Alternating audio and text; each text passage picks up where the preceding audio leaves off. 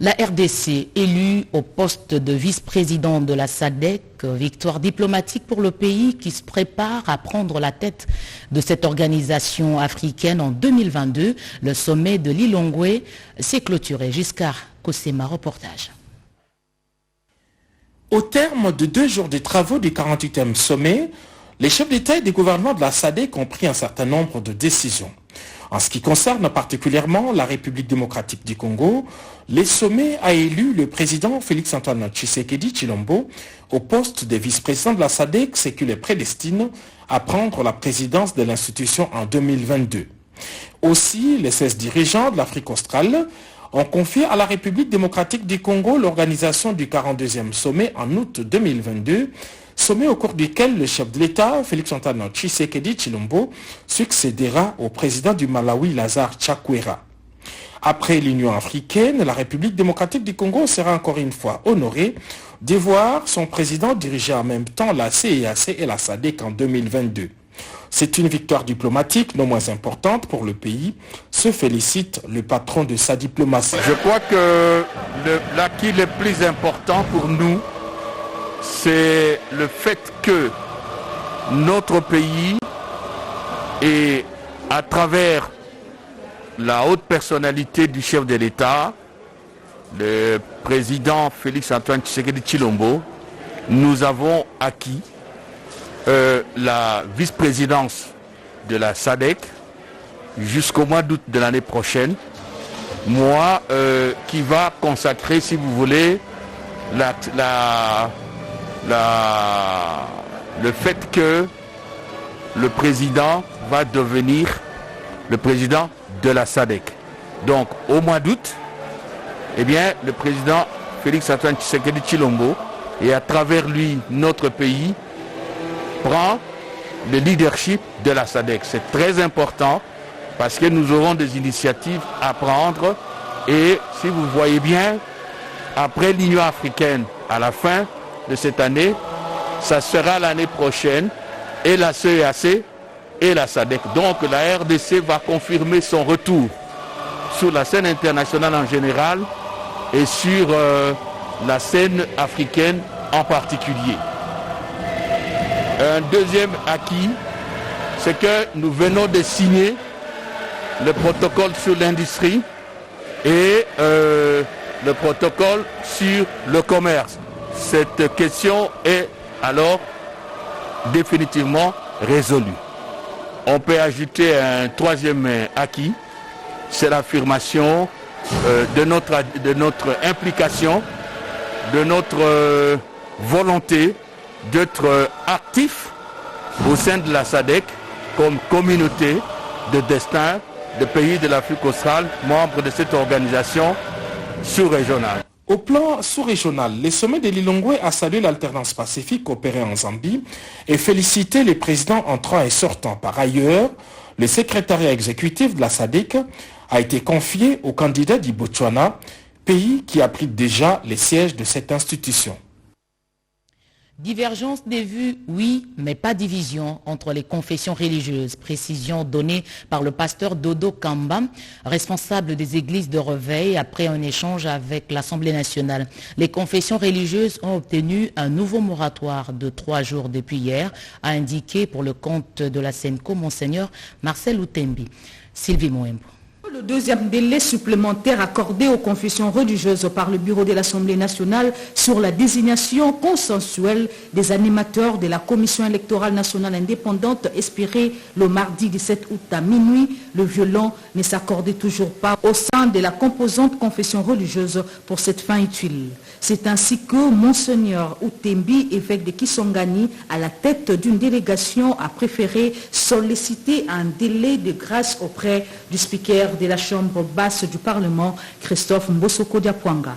C'est là pour achever les résolutions de leurs travaux. C'est le bureau de l'Assemblée nationale qui nous a demandé de pouvoir réaliser ce travail de désignation des animateurs de la CENI, et nous en sommes là.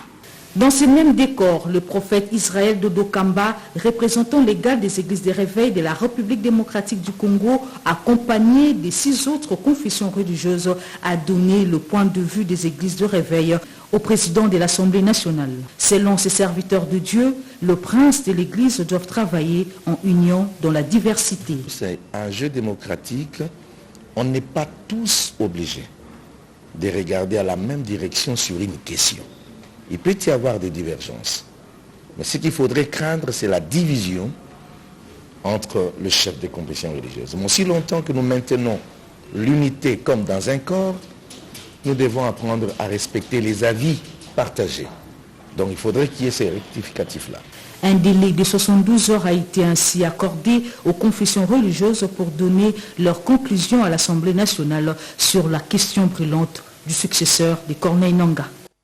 Le Sénat a prorogé pour la 6e fois l'état de siège pour le Nord Kivu et l'Ituri. La plénière s'est tenue par visioconférence. Sandra Nyangita Bouguelor Kimpianga, Denis Kungi. La situation sécuritaire dans le Nord Kivu et dans l'Ituri nécessite encore la présence intense des forces armées. Et pour la 6e fois, le Sénat autorise la prorogation de l'état de siège dans ces 2 provinces. Les élus des élus se sont réunis en visioconférence sous la présidence de Modeste Bahati Lukwebo, ont voté pour la prorogation de l'état de siège pour permettre au FARDC d'éradiquer l'insécurité qui sévit dans cette partie de la République démocratique du Congo. Avant de procéder à l'examen et au vote du projet de loi envoyé par le gouvernement, la ministre d'État, ministre de la Justice et garde de Sceaux, Rose Mutombo Kiese, a répondu aux préoccupations des sénateurs qui concernent son secteur. J'ai fait observer que quelques semaines seulement après l'entrée en vigueur de l'ordonnance numéro 21/015 du 3 mai 2021 proclamant l'état de siège, le ministère de la Justice a enregistré plusieurs doléances tant des opérateurs judiciaires, de la société civile que les élus du peuple à ces sujets. Modeste Bahati Lukwebo a pour sa part exhorté le gouvernement à prendre en compte les recommandations des sénateurs en vue d'obtenir le résultat attendu par le chef de l'État, Félix Antoine Tshisekedi Tshilombo.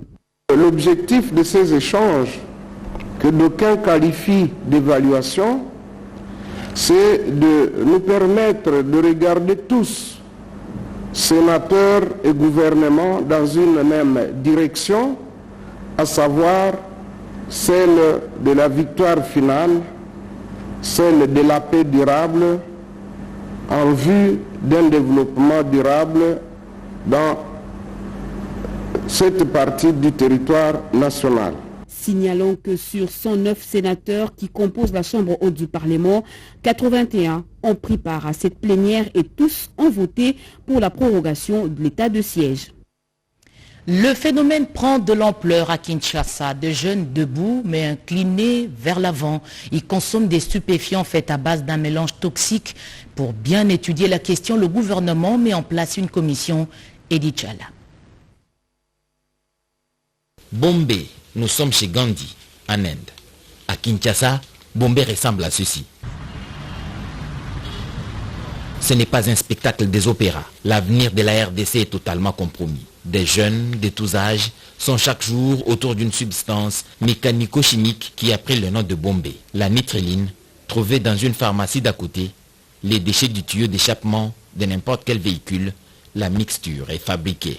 La situation est tellement inquiétante que les autorités nationales ont pris la mesure du danger. Le ministre de la Jeunesse et Nouvelle Citoyenneté, Yves Bonkoulouzola, est allé voir le ministre de la Santé publique, Hygiène et Prévention, Jean-Jacques Mbungani, pour tabler sur la question. Nous allons présenter au niveau du gouvernement les différentes propositions et les mesures à prendre pour décourager la consommation de ces stupéfiants. Et déjà, le message que je dois lancer à la jeunesse, c'est d'arrêter la consommation de ces types de drogues, parce qu'avec Bombay, vous savez, c'est une drogue qui est extraite, d'après les informations que nous avons reçues, de résidus de tuyaux d'échappement qui sont constitués du monoxyde de carbone, du monoxyde d'azote, ainsi que de l'oxyde de soufre, mais également de la nitréline qui est un type de cyproheptadine.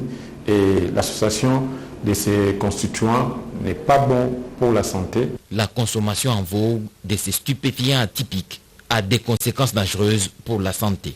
Les deux ministres ont décidé de mettre en place une commission mixte qui devra travailler pour sortir ces jeunes de cette dépendance à la drogue à travers le programme national de lutte contre la drogue et la toxicomanie. D'autres jeunes, cette fois-ci des inciviques, ont pris la direction de Kanyama KCC. Plus de 300 ont quitté Kinshasa pour un encadrement du service national. Joseph Oscar Mbalkaïj.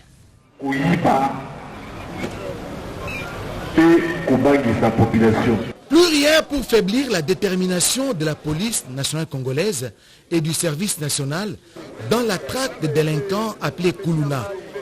Plus de 300 jeunes inciviques ont été présentés au gouverneur de Kinshasa, Jean-Tini Ngobilambaka, qui a salué le travail abattu. Question de mettre fin à l'insécurité constatée dans plusieurs quartiers de la capitale. 24 heures après, ces jeunes délinquants qui seront reconvertis en bâtisseurs du service national ont pris la direction de l'aéroport d'Ndjili sous l'encadrement du commissaire divisionnaire adjoint ville de Kinshasa, Silvano Kassongo, et du général-major, commandant du service national, Jean-Pierre Kassongo Kabouik. C'est une très grande responsabilité qui est confiée au service national pour l'encadrement, pour la formation et à la fin la réinsertion de ces jeunes dans la société. Nous sommes l'armée, ces jeunes, ils ont affecté la sécurité de la ville-province de Kinshasa. Les gens parlent des droits humains parce que la situation commence à s'améliorer dans cette ville. Il y a 6 mois, il y a 8 mois, pendant que ces jeunes faisaient la fureur ici, personne n'en parlait. Nous sommes en train de faire un travail qui est lié à la sécurité de la nation. Cette 7e vague des Kuluna porte à plus de 2000 âmes le nombre des inciviques acheminés à Kanyama KCC dans la province du Olomami. Le patriotisme et la culture pour la construction d'une Afrique unie, des panafricanistes ont eu des échanges avec le ministre de la Communication et des Médias à ce sujet. Patrick Mouyaya Katembo a par la suite discuté avec l'ambassadeur de Chine en RDC, Jessica Basseli. Travailler ensemble pour favoriser la communication entre les deux peuples en dotant le journaliste et professionnel de médias, de formation et autres renforcements des capacités. Tel a été l'essentiel de la rencontre entre le ministre de la Communication et Médias, Patrick Mouyaya Katembwe, et l'ambassadeur de Chine en République démocratique du Congo, Zun Jing. C'est mardi 17 août 2021 en son cabinet de travail. On va travailler concrètement, d'abord favoriser le travail ensemble de nos deux médias, médias chinois, médias congolais, pour favoriser de créer plus d'opportunités de coopération, mais aussi pour monter quelques projets de coopération concrète avec objectif de favoriser la coopération gouvernementale et sectorielle dans le secteur médiatique. Peu après, le ministre de la Communication et Médias, porte-parole du gouvernement, a reçu le groupe des panafricanistes qui, après leur conférence sur les États-Unis d'Afrique, sont venus présenter l'état des lieux de la culture et du patrimoine dans la construction d'une Afrique unie.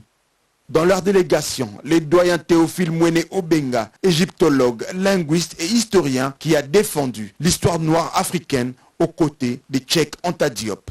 C'est des suggestions que les uns et les autres sont venus lui faire pour dire qu'il est important que le système éducatif soit un système qui aide les Africains à être à l'aise avec eux-mêmes, à mieux se comprendre, à s'apprécier et donc à avoir des référents sans exclure les autres bien sûr, sans être en autarcie par rapport aux autres, mais que l'Afrique occupe une place importante dans les curricula africains pour que l'unité ne soit pas un vain mot et qu'elle soit renforcée. 200 petits témoins d'entreprises kenyanes sont attendus à Kinshasa en octobre prochain. C'est pour un échange d'expériences dans l'entrepreneuriat. C'est le ministre kenyan en séjour dans la capitale qui l'a annoncé. Il a été reçu par son homologue congolais Eustache Mwanzi. Mireille Ndeke Silovondi. forte délégation kenyane avec à sa tête le ministre du Commerce extérieur, Industrie et Développement des entreprises, Laurence Karanja, accompagné de la vice-ministre de l'Agriculture, Anyaga, et plusieurs responsables de quelques PME kenyanes ont frappé les portillons du ministère de l'Entrepreneuriat. Le ministre d'État congolais de PME, Maître Eustache Muranzi Mubembe, et son homologue kenyan ont échangé en premier sur la consolidation des relations bilatérales entre le Kenya et la RDC, mais aussi sur le partage d'expériences dans le secteur de l'entrepreneuriat.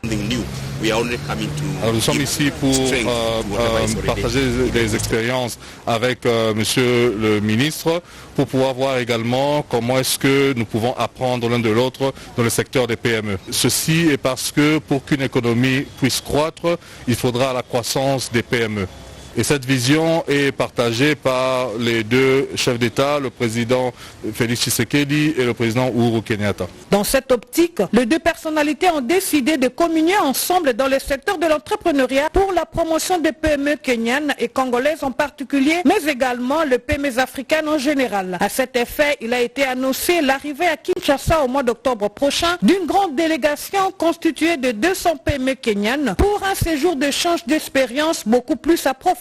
De son côté, le ministre d'État, Maître Eustache Muranzi, s'est félicité de cette étroite collaboration pour permettre aux PME congolaises de faire face à la concurrence sur le marché africain.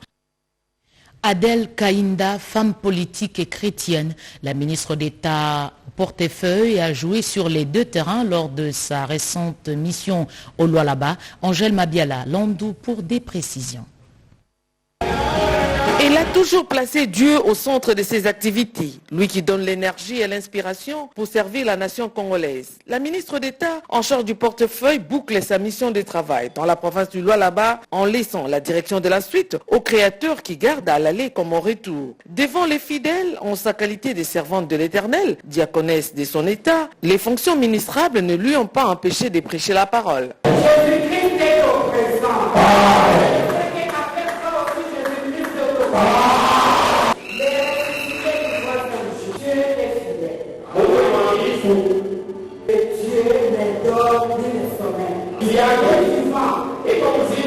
Au cadre du regroupement politique AFDCA, Adel Kainda Maïna a reçu les doléances de membres de Kolwezi pour son bon fonctionnement. Fier de recevoir pour la toute première fois son autorité morale depuis sa nomination, l'Alliance des démocrates chrétiens au Congo, ALDEC en sigle, témoigne de son soutien indéfectible au président de la République, Félix-Antoine Tshisekedi Tshilombo, et Adel Kainda Maïna pour la matérialisation de l'Union sacrée.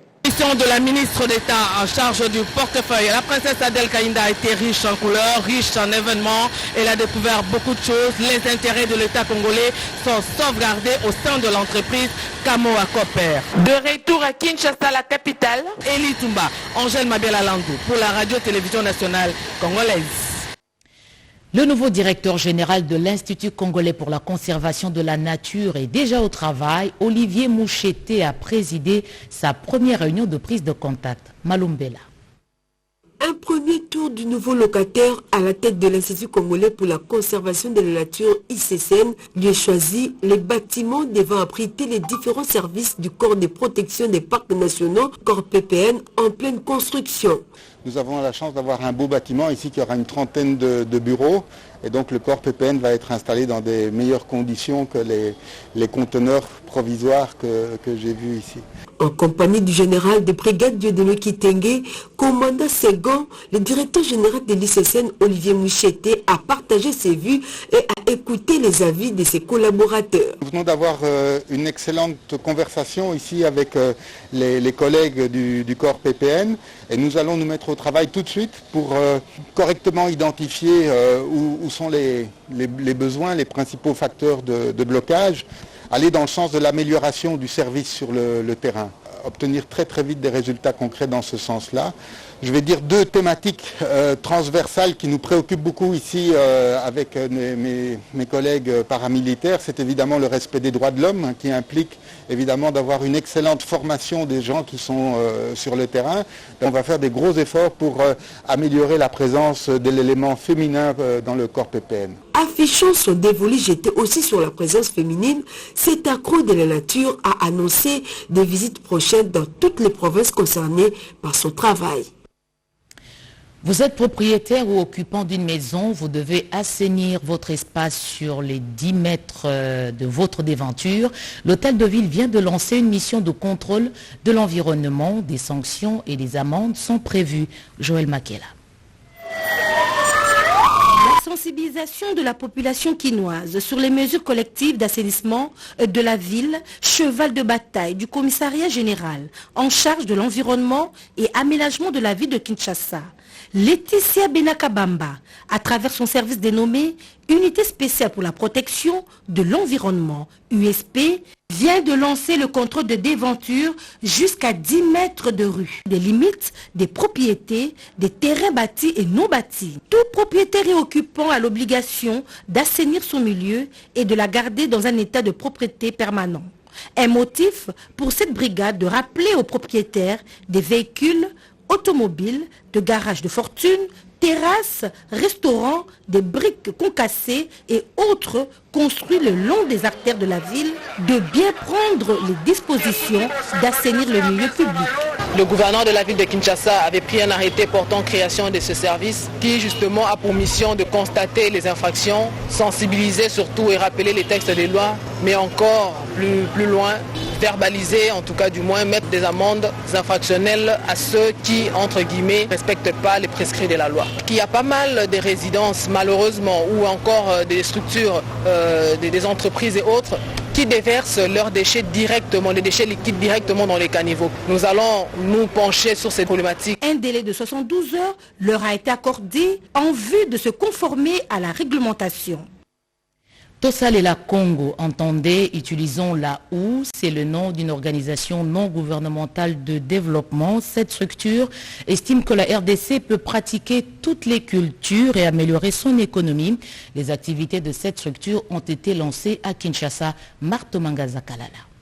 Avec ses 80 millions d'hectares de terres arables dont 1% seulement est cultivé, la République démocratique du Congo avait par le passé concentré la création de sa richesse et l'exploitation et l'exportation de produits miniers du reste peu maîtrisables par des nationaux, et cela au détriment du secteur agro-pastoral. L'organisation Tosalela Congo estime que la croissance économique du pays ne peut demeurer effective et durable que si le secteur agro-pastoral est pris en compte.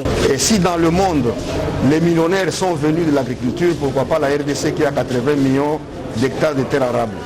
Donc je suis venu encourager la coopérative qui rentre dans notre vision et que nous disons c'est aussi une occasion pour vulgariser notre vision sur la question et sensibiliser les Congolais à être debout.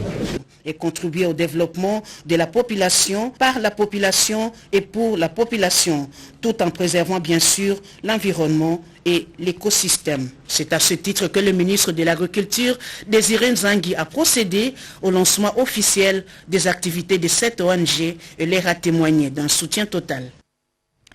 Les économies africaines et la pandémie de Covid-19, gestion de la crise et politique de relance économique, tel est le thème du symposium de l'Association des banques centrales africaines qui se tiendra demain à Kinshasa, à la Banque centrale du Congo. La réunion sera présidée par la gouverneure Malangu Kabedi Mboyi. La cérémonie inaugurale va bénéficier de la présence du Premier ministre Jean-Michel Samaloukonde, dépêche de Jeuni Dada Chabani.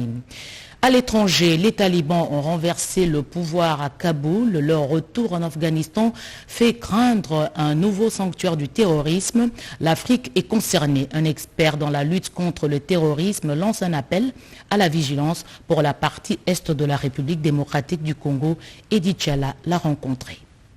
2 décennies après, nous sommes loin du 11 septembre. Les militaires américains ont quitté la terre du Mollah Omar et les talibans sont de retour en Afghanistan. Qui sont-ils, ces talibans?